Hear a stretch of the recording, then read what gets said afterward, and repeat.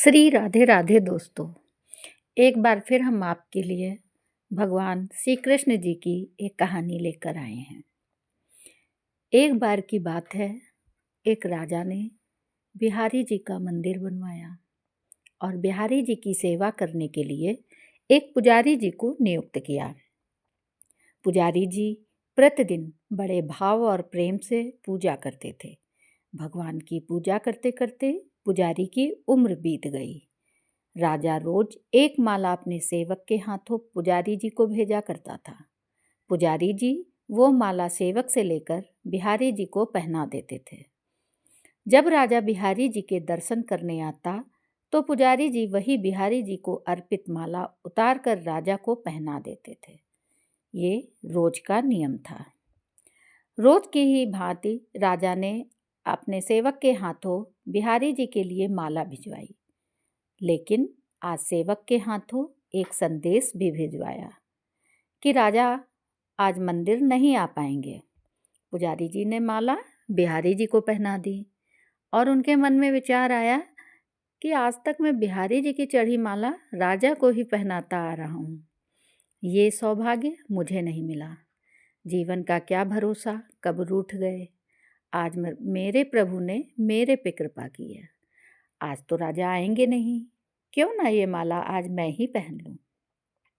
ये सोचकर पुजारी जी ने बिहारी जी के गले से माला निकालकर स्वयं धारण कर ली। जैसे ही पंडित जी ने माला पहनी, वैसे ही सेवक आके बोला कि राजा जी की सवारी मंदिर तक पहुंचने वाली है। इतना सुनकर पंडित जी घबरा गए। उन्होंने सोचा, अगर राजा ने माला मुझे पहने देख लिया तो मुझ पर क्रोधित हो जाएंगे। इस भय से उन्होंने माला वापस उतार कर बिहारी जी को पहना दी।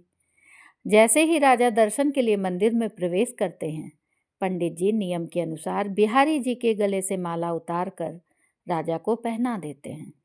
जब पुजारी जी राजा को माला पहना रहे थे, तभी राजा ने माला पर गिरा हुआ सफ़ेद बाल देख लिया।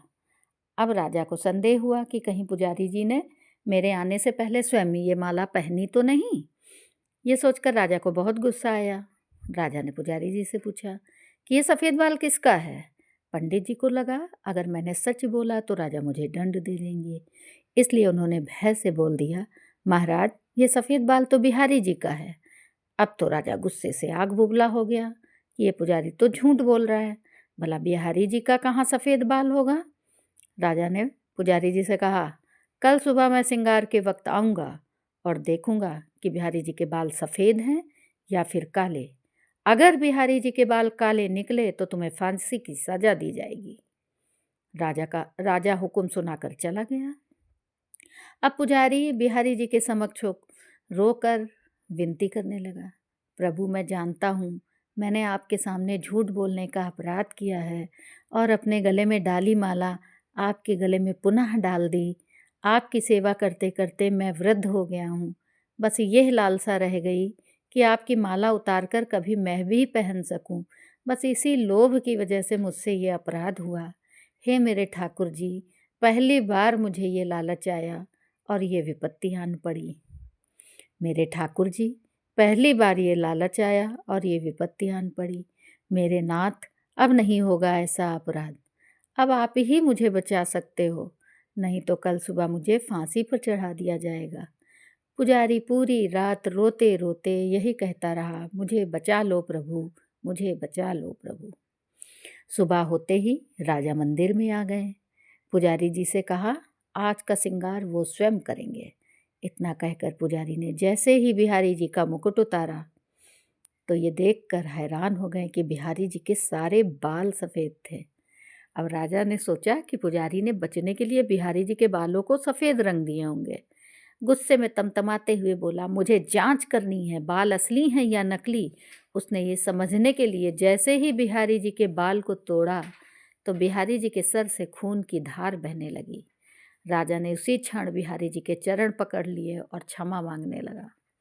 बिहारी जी की मूर्ति से आवाज़ आई, राजा तुमने मुझे आज तक केवल मूर्ति ही समझा, इसलिए आज मैं तुम्हारे लिए एक मूर्ति ही हूँ। और इस सेवक ने मुझे साक्षात भगवान समझा। उनकी श्रद्धा का मान रखने के लिए मुझे आज अपने बाल सफ़ेद करने पड़े और रक्त की धार बहानी पड़ी। ये कहानी किसी पुराण से तो नहीं, लेकिन मर्म किसी पुराण की कथा से कम नहीं। कहते हैं समझो तो देव, नहीं तो पत्थर, श्रद्धा हो तो उन्हीं पत्थरों में भगवान सप्राण होकर भक्त से मिलने आ जाते हैं। बोलो राधे राधे। तो दोस्तों, आज की कहानी आपको कैसी लगी? हमारे चैनल को सब्सक्राइब ज़रूर से ज़रूर करिएगा। धन्यवाद।